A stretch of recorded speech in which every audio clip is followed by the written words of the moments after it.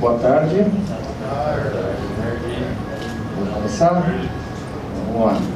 Meu nome é Fábio Cardoso, sou engenheiro da Every Control e a gente vai falar um pouquinho sobre automação, principalmente monitoramento pela internet. Depois vamos entrar um pouquinho na parte de inteligência artificial também. Então vamos começar. Quem somos nós, né? Quem é a Every Control? Temos quase 30 anos de história aqui no Brasil. Já fizemos projetos com diversos fabricantes, quase todos aqui no Brasil, né? Projetos em mais de 50 países, interesses em projetos de todos os portes, né? E fizemos parcerias com empresas aí do setor. Quais são os produtos, né, que nós vendemos? Desde soluções analógicas, né, termômetros, termostatos para fan coil, termostatos mecânicos, controladores digitais, que a gente chama de parametrizáveis. O que é um controlador parametrizável? Aquele controlador que ele já vem com a lógica dele. Ele é um controlador, por exemplo, para câmara frigorífica. Eu posso usar ele num chiller? Não. Ele vai servir só para câmara frigorífica. Ele até vai ter parâmetros dentro dele que você pode alterar um pouco o funcionamento, mas você não vai poder alterar a característica daquele controle, né? Depois a gente tem os controladores digitais programáveis. Nos programáveis a gente vai fazer a lógica ali dentro. Então eu posso transformar um controlador de câmara frigorífica em um outro software, um controlador para chiller, por exemplo, né? Então a gente tem essas soluções também. Então, e a gente finaliza nossas soluções também com o quadro elétrico montado, né? Então a gente pode fornecer solução em todos os níveis, né? Mecânico, digital, programável com software e quadro elétrico, né? Para a gente fazer a solução em todos os níveis. Por que usar monitoramento remoto? Para que serve isso? Segundo o Michael Porter, no longo prazo sobrevivem dois competidores. Aquele que tem o produto mais diferente, com maior valor agregado, e aquele que custa mais barato. Então, para a gente sobreviver e bem, seria interessante estar perto de uma dessas duas pontas, né? Agora, para você ser líder em preço, é sempre difícil, né? Ter margem baixa, comprar muito, não pode errar, tem uma série de coisas. O que eu vou mostrar para vocês aqui é que, pela automação, a gente consegue fazer uma boa diferenciação, tornar o nosso produto diferente do produto do nosso concorrente, né? Então, o monitoramento é uma dessas ferramentas de diferenciação. É muito mais barato e mais seguro se diferenciar pela automação do que por características do equipamento. Por quê? Vamos imaginar que você é um fabricante de máquina. Você fez o melhor fan coil do mundo. É espetacular seu fan coil. Legal, o seu concorrente vai comprar vai ver lá o que você fez de diferente, vai lá no fabricante e vai comprar a mesma peça que você. É difícil, é um compressor, é um aletado, ou é um ventilador. Características mecânicas normalmente são mais facilmente replicáveis. Tudo bem, a gente tem patente, tudo isso, mas cada vez mais difícil a gente ter alguma coisa nova, né? Então, o que a gente pode fazer? Colocar ali um monitoramento. Essa é uma das coisas que a gente pode fazer. Por que a minha fabricante de equipamento, né? A gente pode monitorar o funcionamento e a manutenção preventiva e corretiva. Então a gente pode ser avisado, né, quando aquela máquina precisa trocar alguma coisa, né? Ou quando alguma das partes precisa ser trocada, né? Quebrou, né? E controle de eventos em garantia. Cada vez mais os fabricantes estão preocupados em monitorar equipamento durante a garantia, né? Porque se gasta muito com chamado, Quem trabalha com câmara fria aí? Ninguém? Quem trabalha com ar-condicionado? Quem trabalha com qualquer coisa que gela? Beleza. Por que acontece?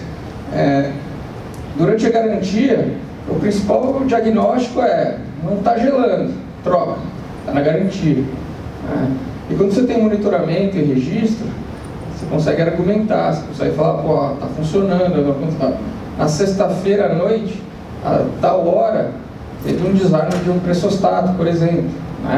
Então, tudo isso ajuda a gente a contestar esse tipo de coisa e, mais do que contestar, saber o que aconteceu. Para quem é prestador de serviço, verificação de causas de problema à distância. Quem é prestador de serviço, normalmente o principal gasto é deslocamento. E, como o diagnóstico normalmente não está gelando, e aí o que você faz? Tem que ir lá, ver o que aconteceu, aí sai de lá, vai comprar alguma coisa que precisa para resolver o problema, depois você volta lá para consertar, para trocar, fazer o que tinha que fazer. Mas se tinha mais alguma coisa, tem que sair de lá de novo, ir lá, pegar outra parte, voltar. O monitoramento e uma automação bem feita podem ajudar nisso. Você pode prestar assistência remota, no sentido de mudar alguma coisa no funcionamento da máquina, sem precisar estar lá, alterar tempos de proteção, tempos entre ligar cargas, esse tipo de coisa, aviso de manutenção preventiva. Como é que a gente sabe que está na hora de trocar o óleo do carro? Pela quilometragem, Agora, se você não colocou na sua automação um contador de quilômetros ou de horas, como é que você sabe que tem que trocar o óleo do compressor? Não sabe, Então, por que acontece? A gente vai chegar lá, mas fazer a máquina funcionar simplesmente é muito fácil. É muito tranquilo ligar as coisas ou desligar as coisas. A automação te agrega valor quando você tem algum problema, quando você tem alguma situação inesperada. Aí a automação vai te ajudar, e vai te mostrar algum benefício, e principalmente o payback. Então eu tenho também avisos de manutenção corretiva, e previsão de roteiro de visitas. O que é isso? Quem é prestador de serviço sabe que se um cliente na Zona Norte te liga e um na Zona Sul, você vai fazer o quê? Você vai lá, volta aqui, quem que eu vou primeiro, como é que funciona? Se você tem monitoramento pela internet, você consegue saber quem que está precisando mais, quem que você precisa fazer seu roteiro. Fala, eu tenho aqui um que está precisando de preventiva. Legal, não preciso ir hoje, mas eu coloco ele no meu roteiro aí na próxima semana. Eu tenho aqui um de corretiva, então esse daqui eu vou marcar primeiro. Então você vai definindo os seus caminhos, quem é prestador de serviço, para otimizar essas rotas. Essa é a ideia de saber o que está acontecendo. Com monitoramento, o que você pode fazer? Você pode alterar o funcionamento da máquina, evitar os deslocamentos desnecessários, ter uma intervenção precisa e rápida. O que quer dizer isso? Se o teu monitoramento está lá dizendo que o compressor 2 desarmou, o pressostato de baixa, às vezes é só dar um reset, às vezes é o pressostato que está com problema. Se você tiver que ir lá, leva um pressostato com você. Se for esse o problema, substitui, acabou, vai embora. Minimizar o tempo de paradas não programadas, atuar de maneira preventiva. Mas tudo isso aqui só funciona quando você pensou nessas coisas na hora de fazer a automação. Como é que você vai saber se o pressostato de alta desarmou, se não tem a entradinha lá, que quando ele desarma, avisa o controlador e assim consegue acessar o controlador pela automação, pelo monitoramento. Né? Então essas coisas têm que ser pensadas juntas. Né? E para quem é prestador de serviço principalmente, ou fabricante de máquina também, ele te dá a possibilidade de atuar sem o chamado do cliente. Por quê? Você está olhando a máquina. Né? Se aconteceu alguma coisa com aquela máquina, você pode tomar ação antes do teu cliente te ligar. Né? Isso tem um valor grande. Né? Você pode mudar o funcionamento da máquina para aumentar a eficácia, proporcionar algum tipo de economia, como de energia elétrica. Né? Tudo isso sem estar lá. Né? Então, o que é necessário para ter um bom monitoramento remoto? Né? Evitar ao máximo usar um computador lá na obra. Por que isso? Né? Porque quando você tem um computador lá, paradão lá, as pessoas mexem, as pessoas instalam coisas, se tem lá um Windows lá, alguém vai atualizar uma hora, tem drives, usuários, esse tipo de coisa. Né? Então, hoje em dia não se usa mais um computador lá com o sistema operacional rodando. Né? Então, o monitoramento, ele tem que ser também uma ferramenta, sem consequência em falha. Se o monitoramento parar por qualquer motivo, não pode parar mais nada. Se cair a internet, tem que ser tudo independente. Então, a conexão com a internet, estável e segura. Legal. Você vai usar um protocolo IoT, que vai ser uma máquina conversando com a máquina. Então não vai ter sistema operacional, não vai ter problema de vírus, não vai ter esse tipo de coisa, né? É um sistema que foi feito para isso, trafegar pelas redes com portas seguras, né? E dentro da rede do próprio cliente. Essa é a ideia. Né? Outra coisa que é muito importante é o registro de dados offline. Você não pode depender da conexão com a internet para registrar dados. Porque senão cai a internet, o roteador quebrou, aconteceu qualquer coisa com ele, você perde o registro. O registro tem que ser local, de forma que quando cai a internet, acontece qualquer coisa, quando ela se restabelece, você tem os arquivos registrados quando estava sem a internet. Então isso é bastante importante. E a automação precisa prever todos os pontos de interesse. Por exemplo, um equipamento precisa ter o máximo de informação possível, para a gente poder saber o que está acontecendo e quando está acontecendo também.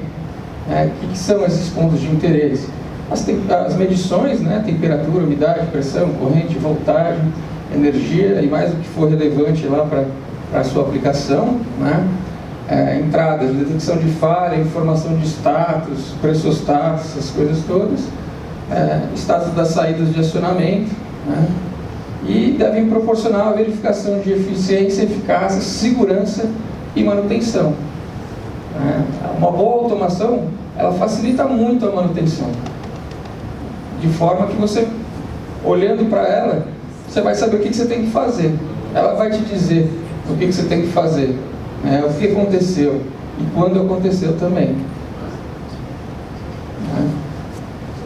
Então, num projeto de automação, normalmente é gasto muito mais tempo e recurso nas preocupações com segurança e manutenção do que no controle. O que eu quero dizer com isso? Para você ligar um chiller é muito fácil, você fecha um relézinho lá, ligou. Mas e quando ele não liga? Aí que tá. Se você planejou bem, você vai saber o porquê que você tem que fazer. A gente tem uma plataforma de desenvolvimento, de software para controladores programáveis, que se chama Unipro. Ela é gratuita, está disponível no nosso site para fazer download, depois é só registrar, não tem que pagar nada, para desenvolver lógica. E ela tem uma coisa muito interessante, ela permite atualização por flash drive ou por pendrive. Então você fez um software, legal, você colocou lá no controlador e vendeu o controlador. Aí o cara foi instalar lá no Xingu, legal. Aí o cara, mas tinha uma coisa aqui que eu queria mudar. não está legal assim, eu achei que ia ficar bom, mas agora eu preciso de uma modificação. Ah, não é um parâmetro, não, tem que mudar uma lógica. Legal. O que eu posso fazer? Fazer a alteração nesse software, mandar para ele pelo e-mail ou pelo WhatsApp, ele coloca numa pendrive, pluga no controlador, aquilo vai para o controlador, está feita a modificação.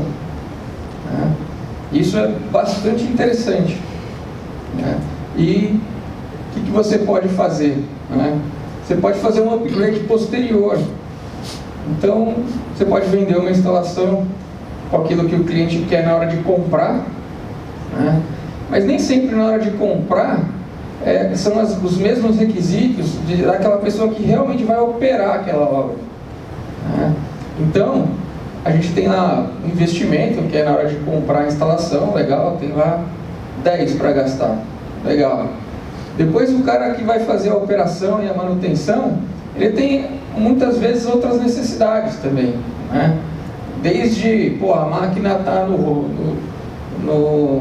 telhado, ou está no forro, e o cara não quer ficar subindo lá toda hora para poder ver o status da máquina, ver se está tudo bem, ou ligar e desligar. Legal.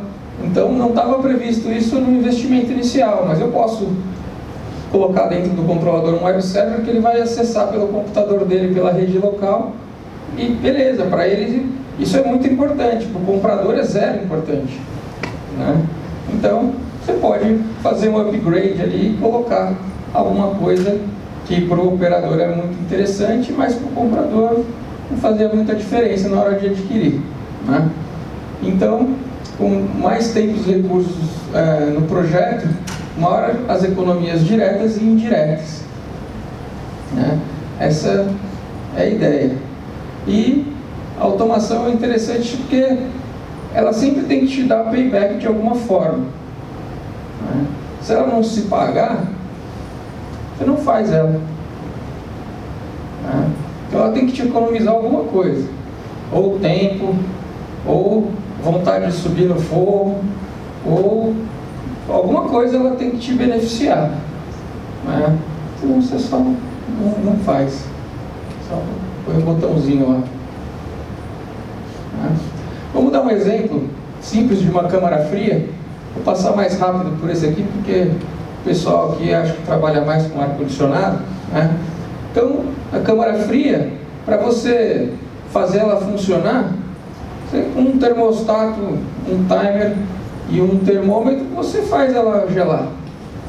Ou com um controlador parametrizável desse daqui, você também faz ela gelar. Não tem problema.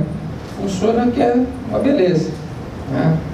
Mas, você vai lá, ligou a refrigeração pela sonda de temperatura, legal. Fez o degelo de tempos em tempos, legal. Fez ligar os ventiladores, legal. Quem consegue comprar um cara desse, instalar e fazer uma câmara funcionar? Qualquer pessoa que sabe ler. E aí, como é que você vai se diferenciar? Como é que você vai oferecer para o seu cliente uma coisa a mais? Alguma coisa que não é todo mundo que sabe fazer. Então, numa câmara frigorífica, você tem que pensar também no quê? Na racionalização de recursos. Só ligar, normalmente consome bastante energia. Então, o que você pode fazer? Você pode fazer degelo fora de horário de pico, você pode fazer degelo por necessidade, você pode usar um set point de conservação, set point de congelamento, set point noturno, Tudo isso são coisas a mais. Você pode pensar na manutenção também. Então, eu vou colocar todas as coisas que podem falhar naquela câmara frigorífica, eu vou jogar no controlador também. Tem lá um pressostat de alta, de baixa, tem um térmico no compressor, tem um disjuntor para sobrecarga, tem confirmações para ver se as coisas partiram, tem uma saída de alarme externo. Cada uma dessas coisas são super simples, mas quando você não tem, você fica sem informação. São às vezes coisas que parecem bobas. Por exemplo, você tem uma câmara frigorífica funcionando numa instalação qualquer. Legal, no domingo não tem ninguém lá. Legal. Se acontecer algum problema no domingo, e aí? Vai descobrir só na segunda-feira? Normalmente, câmara frigorífica não pode, né, acontecer isso. Então você tem uma saidinha de alarme que você vai jogar um luminoso, alguma coisa lá na portaria, que o cara está lá 24 horas por dia. Né? Pô, resolvi um problema do meu cliente com, sei lá, R$50 que o meu concorrente não fez. Né?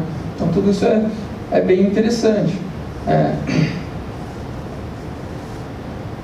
Outra coisa interessante é você ter históricos de falha. Né? O que é histórico de falha? É você gravar no controlador dia e horário qual a falha que aconteceu. Né? Então foi no domingo às 6 horas da tarde que o térmico do compressor desarmou. Legal, então eu vou ver o que aconteceu nesse dia, nessa hora aí, para ocasionar isso aí. Né? Pô, não sei, legal, foi lá corrigir. Aconteceu de novo no outro dia. Pô, peraí, tem que dar uma olhada. Né? E a recorrência vai te dando muitas informações. Né? Manutenção preventiva, é aquilo que a gente falou. Né? Se você não tiver os contadores de hora, os avisos dos contadores de hora, né? Como é que você vai saber o que você precisa fazer? E isso é interessante, que isso é fonte de receita, né? Você tem um cliente que você foi lá e instalou o split. Legal. E aí? Esse cara vai te ligar quando quebrar. Né? Agora, se tiver um contador de tempo lá, um contador de horas, daqui 6 meses vai dar um alarme para ele ou para você, ou para os dois. Você vai ligar para ele, ó, tá na hora de fazer uma limpeza aí no seu condensador. Senão vai chegar no verão, a hora que você vai estar com a tua família inteira aí na praia, e vai quebrar, hein? Não vai gelar nessa hora que você mais precisa. Vamos fazer? Tal. Entendeu? Então, isso tudo é interessante. E outra coisa são preocupações com segurança também. Evitar retorno de líquido, evaporador bloqueado, esse tipo de coisa. Né? Então, você vê quanta coisa a mais tem do que só fazer gelar. Talvez para uma câmara muito simples, que guarde um produto de valor agregado muito baixo, uma câmara de lixo, por exemplo, não faça sentido você ter tudo isso. Né? Agora, para alguém que tem uma câmara de vacina, que alguém que tem uma câmara de medicamento qualquer, tem uma câmara de carne, de sorvete, isso daí custa 1% do que o cara tem lá dentro. Então, pode ser muito interessante. Isso aqui é um CLP, parece um controlador programável, mas é um CLP, né, que a gente programa, é o CLP menor da nossa linha, e tem diversos periféricos que a gente pode usar com ele. Volta. E a gente consegue colocar todos aqueles recursos dentro de um cara desse aqui. Então, fica bem interessante, bem econômico, e no caso de uma câmara fria, você pode instalar no lugar do controlador digital que já tem lá. Né? Vamos falar de um chiller agora. Quem trabalha com ar-condicionado está mais habituado a esse tipo de aplicação, né? Então, para controlar um chiller, né, produzir frio somente, o que precisa? Precisa ligar as coisas e, quem sabe, fazer um rodízio entre os compressores também é legal, né? Para não trabalhar um compressor 1 hora e outro 1000 horas, né? Então, fazer isso é fácil? Bem fácil. Compra um controlador parametrizável lá, muitos fazem. Né? E o que mais que você pode fazer usando um controlador programável agora? Programável custa mais caro? Sempre. Tem mais recursos, custa mais caro. Mas, dependendo do que você coloque ali dentro, para o teu cliente ele vai custar mais barato. Né? Então, vamos lá, num chiller, você tem uma agenda de liga e desliga automático, você tem set points, limitações de carga em horário de pico, termoacumulação, condensação a ar, condensação de ponto flutuante, né, que chama, ΔT constante, pode usar inversores de frequência, compressores digitais, válvulas de expansão elétrica, ventiladores digitais, né, de corrente contínua. Você pode medir eficiência, fazer registros e fazer análise e ajustes de funcionamento. Assim como a câmara fria, também manutenção corretiva assertiva. O chiller é uma máquina muito mais complexa do que uma câmara fria. Então, você saber o que aconteceu lá, se você estiver monitorando também, é muito mais interessante. Você vai chegar lá com uma boa possibilidade de fazer uma manutenção assertiva e muito rápida, para uma máquina que normalmente é mais complexa. Saída de alarme também, histórico de falha, as mesmas coisas. Contador de horas de funcionamento, agenda para manutenção periódica. E tem uma coisa interessante no chiller, mas também em aplicações de ar-condicionado, principalmente as críticas, CPD, esse tipo de coisa. É o que a gente chama de reset manual, que parece uma bobeira, mas é uma coisa muito importante para essas aplicações críticas. Muitas vezes as pessoas colocam 2 sistemas inteiros numa câmara frigorífica ou num ambiente climatizado, num CPD, por exemplo, e legal, eles estão funcionando lá, uma reserva, outra operante, ou as duas ao mesmo tempo, tem gente que faz assim também. Só que quando você tem um problema numa máquina, o que te avisa que aquela máquina parou? Porque a outra está operando, a temperatura não caiu. Agora, se você, quando a máquina entrar em alarme, por qualquer motivo, a outra máquina vai suprir a necessidade e vai sair de alarme, a temperatura vai ficar normal. Então, o que você precisa nesse tipo de situação? Você precisa de um alarme que fique tocando até alguém ir lá apertar o botão. Para que serve isso? Para garantir que alguém viu, e que alguém corrigiu o problema. Eu cansei de ver máquinas de redundância em hospitais, em CPDs, que fica lá 2 máquinas funcionando com um timerzinho que vai uma a outra. Quando a temperatura sobe, liga as 2. Muito legal, funciona. Só que quando quebra uma máquina, entra outra máquina e fica a outra máquina para sempre lá, até ela quebrar. Quando ela quebrou, não tem reserva. Cansei de ver isso por aí. Então, a automação, a gente brinca que são muitas coisas simples juntas, que às vezes pode ficar complexa, mas cada uma das coisas é sempre muito simples. Então, é interessante de você ter. E como é que se implementa o monitoramento remoto? Esse carinha aqui é um computador parametrizável com aquela interfacezinha ali. Ela se chama sistema épica. É aquele carinha ali, pega as informações do controlador e se conecta com a rede Wi-Fi local. Então, só isso. Ela faz registro, se conecta com um portal na internet ou com um aplicativo que você pode fazer o monitoramento. Não tem assinatura, você comprou uma vez, é seu.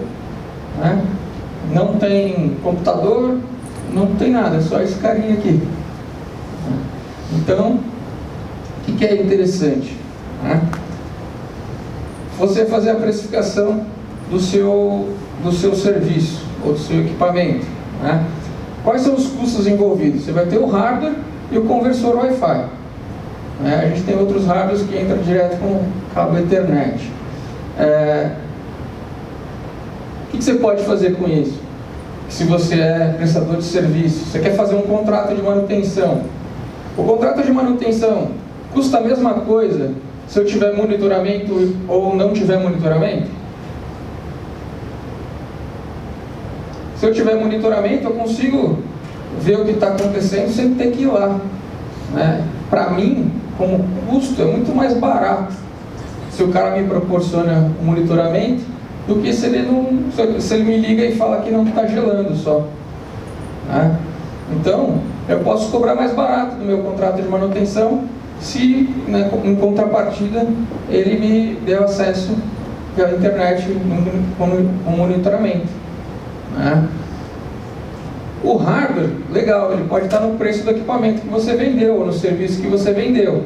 Agora, o monitoramento, aquela interfacezinha, no momento que ele não quer mais pagar o contrato de manutenção, não tem problema. Você vai lá, pega ele, tira e coloca na obra do outro, se é do teu interesse, ou que paga o contrato de manutenção.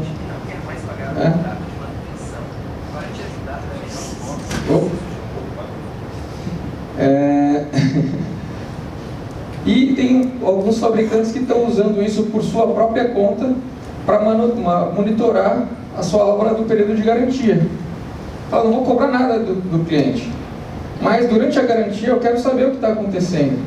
Porque naquele carinha, ele fica fazendo o registro ali também. Então, se caiu a internet, ele está registrando, né?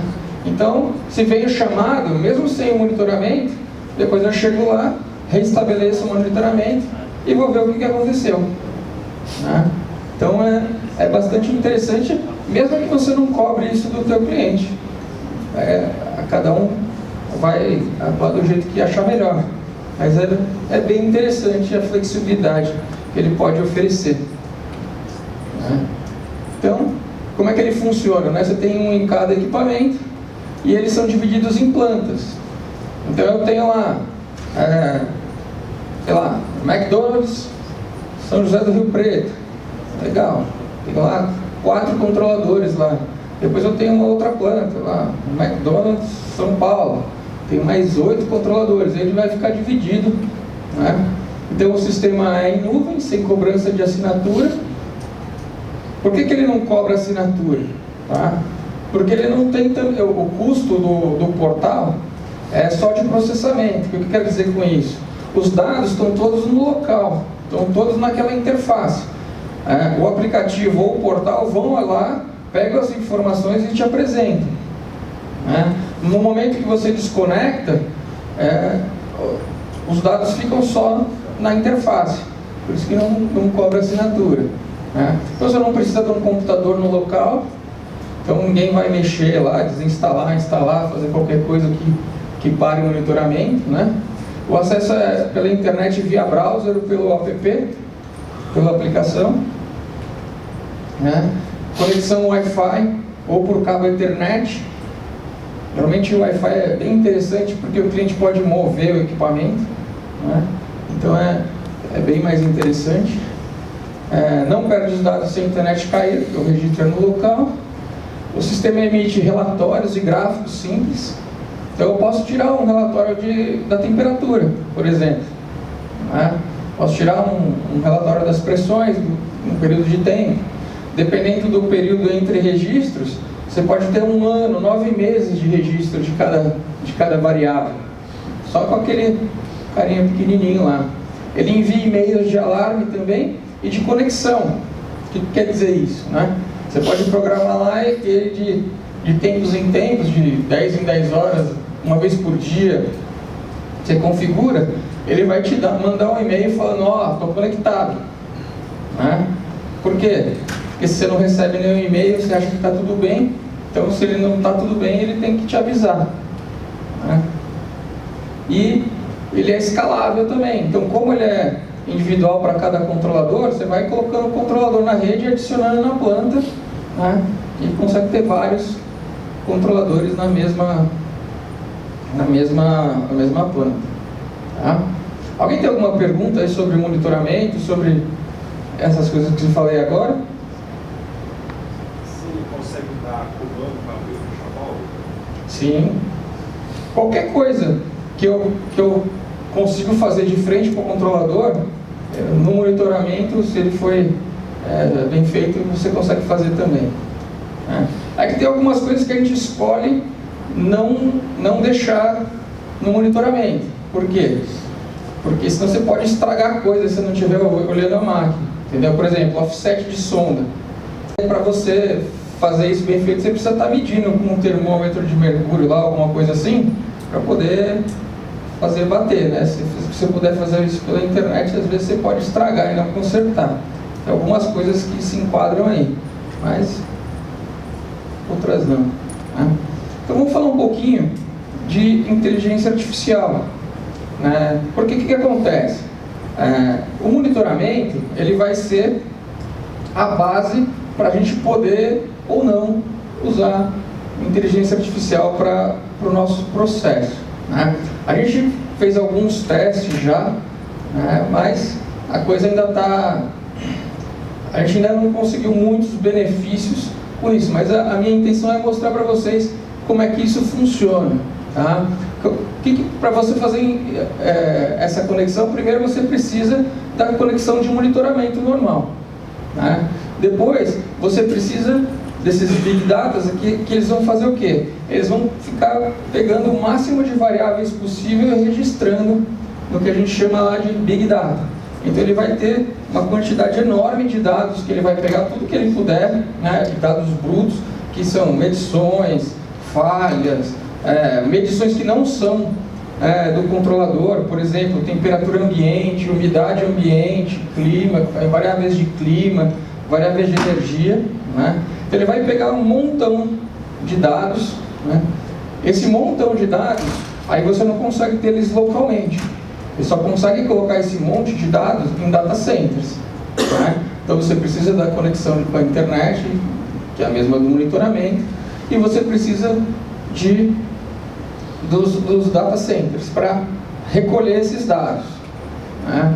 Então, o que você vai ter que fazer? Você vai ter que colocar um robô hospedado na nuvem, necessariamente, por causa do tamanho do processamento que você precisa, né? Depois você vai ter que ter os dados hospedados lá, porque você vai tratar esse monte de dados, né, na esperança de conseguir tirar alguma coisa que seja útil para você dali, né? E o controlador local que vai ficar conectado à internet o tempo inteiro, né? Quais são as características de um sistema desse, pressupondo que lá na frente a gente tenha algum benefício, né? Ele necessariamente vai sempre ter uma assinatura, né? Lembra do época que eu falei para vocês que ele não tem assinatura porque ele não guarda nada na nuvem? Nesse caso não tem como, você sempre vai ter que guardar todas as informações na nuvem por causa de espaço e por causa de processamento, né? Não dá para você ter esse tipo de coisa localmente, né? Então, você vai pagar uma assinatura que vai ter dentro dessa assinatura? Processamento, atuação e aprendizado, né? O que é isso? O robozinho lá, ele vai ficar monitorando tudo, passando esses dados por vários nós e tentando obter alguma informação relevante para você, né? Tentando o que ele vai poder te dar, né, de informação.